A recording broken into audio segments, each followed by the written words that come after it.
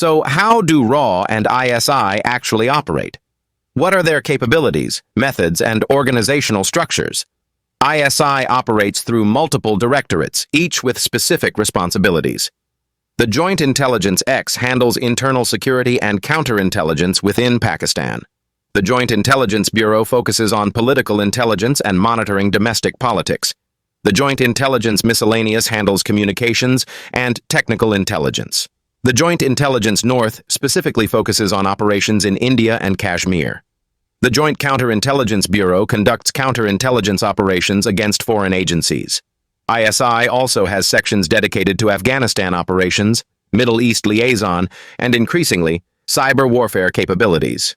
The agency's budget and exact personnel numbers remain classified, but estimates suggest around 10,000 officers, plus many more contractors and assets.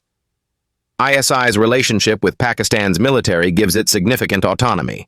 The agency has historically operated with minimal civilian oversight, conducting operations that sometimes contradicted official government policy.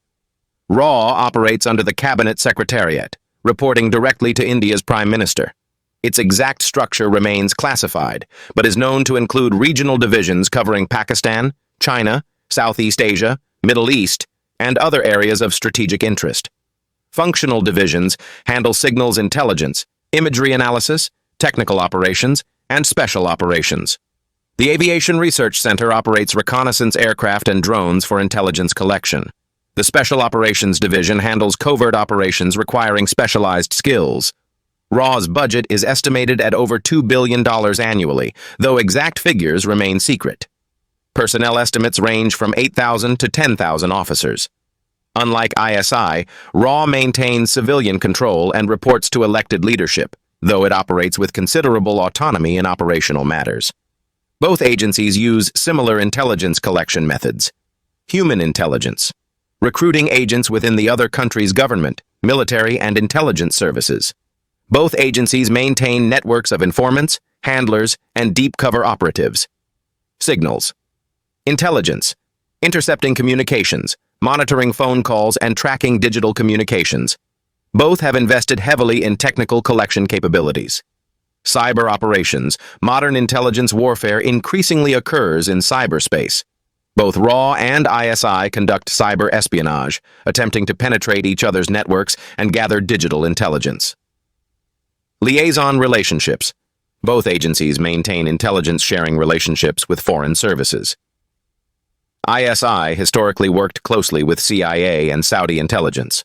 RAW partners with Mossad, intelligence services of former Soviet states, and increasingly with Western agencies concerned about terrorism. Proxy support. Both agencies have been accused of supporting non-state actors and insurgent groups as proxies against the other country, though both officially deny such activities. The RAW-ISI rivalry has played out through countless operations over decades. During the 1980s, a Sikh separatist movement emerged in India's Punjab state. Pakistan's ISI saw an opportunity. ISI allegedly provided training, weapons, and financial support to Sikh militant groups seeking an independent Khalistan. The insurgency resulted in thousands of deaths before Indian security forces finally suppressed it in the mid-1990s. India accused ISI of deliberately fueling violence to destabilize India. Pakistan denied direct involvement while publicly supporting Sikh self-determination. Afghanistan became a major theater of RAW-ISI competition. After Soviet withdrawal in 1989, both agencies backed different factions in Afghanistan's civil war. ISI strongly supported the Taliban, seeing them as providing strategic depth against India. Pakistan wanted a friendly government in Kabul that wouldn't align with India. RAW supported the Northern Alliance and other anti-Taliban groups. India invested in Afghanistan's development, building relationships that concerned Pakistan. This proxy competition continued even after the U.S. invasion in 2001. Both agencies competed for influence in post-Taliban Afghanistan, supporting different political factions and economic interests. Kashmir remains the core issue driving RAW-ISI rivalry. Both nations claim the entire region but control parts of it. Pakistan accuses RAW of supporting separatist violence in Pakistan-administered Kashmir and conducting operations across the line of control. Two nations, two intelligence agencies, 7 decades of shadow warfare. From the mountains of Kashmir to the streets of Mumbai, from covert operations in Afghanistan to cyber warfare in the digital age. This is the story of the world's deadliest intelligence rivalry, India's RAW versus Pakistan's ISI. The Research and Analysis Wing, the Inter-Services Intelligence, RAW and ISI. 2 intelligence agencies born from the same subcontinental history, now locked in one of the longest and most intense intelligence rivalries in modern history.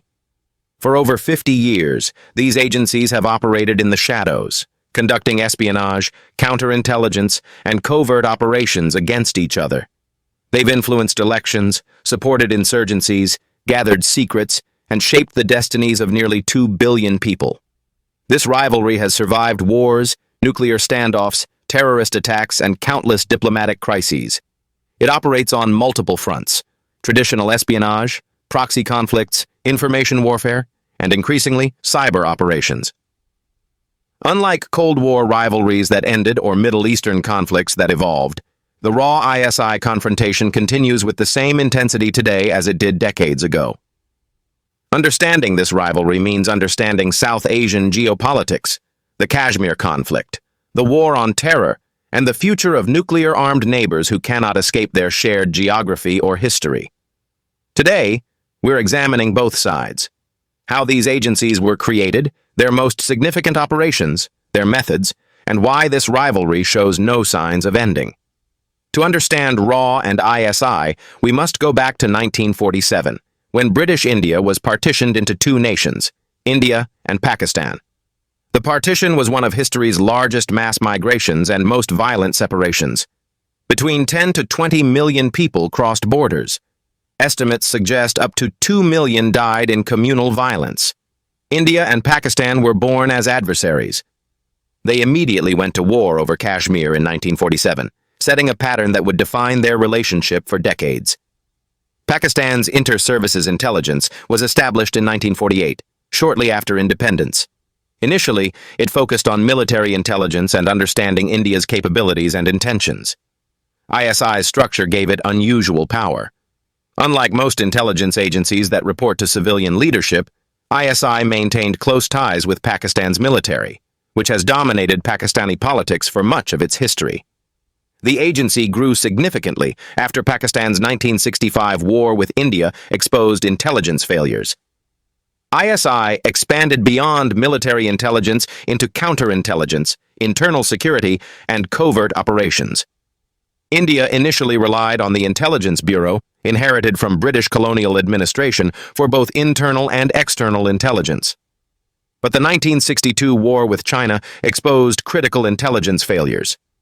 India was caught completely unprepared for the Chinese offensive. This humiliation prompted a complete restructuring of India's intelligence apparatus. In 1968, Prime Minister Indira Gandhi established the Research and Analysis Wing as India's external intelligence agency, separate from the Intelligence Bureau, which would focus on domestic intelligence. RAW was tasked with gathering foreign intelligence, conducting counterintelligence, and executing covert operations beyond India's borders. And from the beginning, Pakistan was the primary target. RAW's first major operation came just 3 years after its founding. In 1971, East Pakistan sought independence from West Pakistan, creating Bangladesh. RAW played a crucial role in supporting the Bengali independence movement. They provided intelligence, training, and support to Mukti Bahini fighters. RAW's operations helped India plan military intervention that resulted in Bangladesh's creation. Pakistan was split in 2. It was a humiliating defeat that ISI would neither forget nor forgive. The 1971 war established RAW as a capable intelligence agency and deepened the rivalry that would define both organizations. The intelligence rivalry between India and Pakistan is widely regarded as one of the most complex and enduring in modern geopolitics. At the center of this long-standing confrontation are India's Research and Analysis Wing, RAW, and Pakistan's Inter-Services Intelligence, ISI.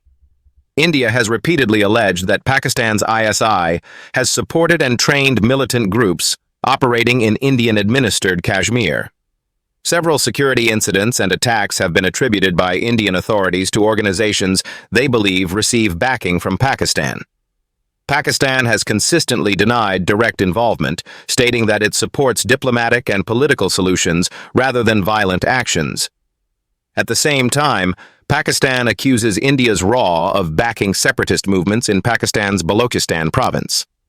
Indian officials reject these claims, while Pakistan cites arrests and confessions it says link individuals to Indian intelligence. These mutual accusations have created a cycle in which each side justifies its actions as defensive responses to the other. The reality, according to many analysts, likely involves covert activities by both sides aimed at advancing strategic and territorial interests under conditions of deep mistrust. In 1999, tensions escalated dramatically during the Kargil conflict, when Pakistani soldiers and armed fighters occupied strategic positions along the line of control in Indian-administered Kashmir. The situation led to a limited but intense military confrontation. Investigations later suggested intelligence failures on both sides. Indian intelligence agencies were criticized for not detecting the intrusion early, while Pakistani planners reportedly underestimated the scale and intensity of India's military response. The conflict demonstrated how intelligence miscalculations between nuclear-armed neighbors could lead to dangerous escalation. In November 2008, coordinated attacks struck multiple locations in Mumbai, India's financial hub. The incident lasted several days and resulted in significant loss of life, shocking audiences around the world. Indian authorities accused a Pakistan-based group of planning and carrying out the attacks, alleging support from elements within the ISI. Pakistan denied state involvement, but later acknowledged that the attackers originated from Pakistani territory. The crisis pushed India and Pakistan to the brink of open conflict and highlighted the risks posed by non-state actors operating in a highly sensitive regional environment. Pakistan's claims of Indian involvement in Balochistan mirror India's allegations regarding Kashmir. This pattern has reinforced a strategic mindset on both sides where intelligence operations are viewed as necessary countermeasures rather than provocations. The result is a self-perpetuating cycle of suspicion and covert competition. In the 21st century, the raw ISI rivalry has expanded beyond traditional espionage, adapting to technological and geopolitical change. Both agencies are believed to have developed advanced cyber capabilities. These include efforts to monitor communications, collect digital intelligence, and protect national infrastructure. Cyber operations are attractive because they are relatively low cost, difficult to attribute, and can be conducted without physical presence. Independent cybersecurity researchers have documented digital campaigns linked to actors in both countries, often targeting government systems, defense-related networks, and strategic institutions. The rivalry also extends into the information domain. Competing narratives are promoted internationally to influence public opinion, diaspora communities, and diplomatic audiences. Social media platforms have become key spaces where influence campaigns, messaging strategies, and narrative framing are deployed. The presence of nuclear weapons significantly raises the stakes.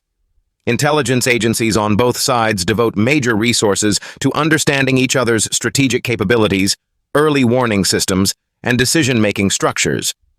In times of crisis, inaccurate intelligence or misinterpretation could lead to severe consequences, making restraint and clarity critically important. The competition between RAW and ISI is not confined to South Asia. Both agencies have operated in regions such as Afghanistan, the Middle East, and Southeast Asia. In Afghanistan, they have historically supported different political actors to secure influence, affecting regional stability and international counterterrorism efforts. Despite their rivalry, both countries face threats from transnational extremist groups. On rare occasions, limited intelligence sharing has occurred. However, deep-rooted mistrust prevents sustained cooperation even when interests overlap. China's growing regional influence adds another layer of complexity. Pakistan's close strategic relationship with China, including reported intelligence cooperation, is viewed cautiously by India. Meanwhile, India's expanding partnerships with the United States and other Western nations influence how RAW allocates resources and priorities. India and Pakistan share a long and sensitive border, making disengagement unrealistic. Unlike distant rivals, their security concerns are immediate and intertwined, ensuring that intelligence competition remains a permanent feature. The unresolved status of Kashmir continues to drive intelligence activity. With both sides unwilling to compromise on territorial claims, covert efforts are likely to persist. Advances in surveillance, data analysis, and cyber tools enhance intelligence capabilities but also increase vulnerability. As digital infrastructure expands, so does the potential for destabilizing cyber incidents. Younger generations in both countries have grown up amid nationalist narratives and recurring tensions. This environment sustains domestic support for strong security postures and limits political space for de-escalation. Both nations face pressing economic and social challenges. While reduced tensions could free resources for development, neither side wishes to appear weak on national security, reinforcing a strategic stalemate. Shifting international partnerships could either help manage tensions or embed the rivalry within broader great power competition, increasing complexity and risk. The raw ISI rivalry is likely to continue for the foreseeable future. Rooted in history, geography, unresolved disputes, and strategic distrust, it has proven remarkably resilient. Both agencies operate with a deep sense of national shiming, viewing their actions as essential for survival and deterrence. Their competition now spans physical borders, digital networks, diplomatic channels, and global theaters. Understanding this rivalry is key to understanding South Asian security, nuclear deterrence, and the powerful role intelligence agencies play in shaping international relations. The critical question is not whether this rivalry will end, but whether it can be managed responsibly, so that competition in the shadows does not escalate into a crisis with consequences far beyond the region.